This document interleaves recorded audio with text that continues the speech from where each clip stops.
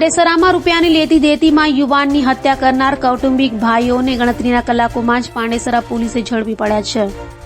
Pandesara police મથકની હદમાં 2800 રૂપિયા મજૂરીના લેવાના નજીવી ઝઘડામાં કૌટુંબિક ભાઈઓ દ્વારા એક યુવાનની હત્યા કરાઈ હતી. વાત એમ છે કે ફોઈના દીકરાના બાકી નીકળતા 2800 રૂપિયામાં બે યુવકો સાથે થયેલી મારામારીમાં બચાવવા રામુનો જીવ ગયો છે.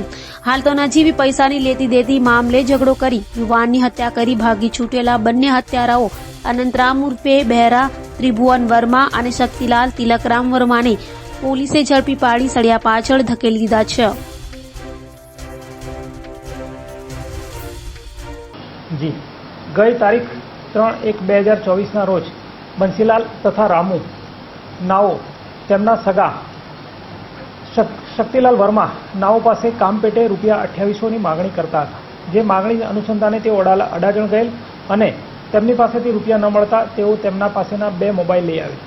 જેના ભાગરૂપે મોબાઈલ પરત લેવા માટે આ શક્તિલાલ વર્મા તથા બરુઆ નામના એક ઇસમે પાંડેસરા આવેલા અને આ ફરિયાદી પાસેથી મોબાઈલ પરત લેવા માટે આગ્રહ રાખેલ.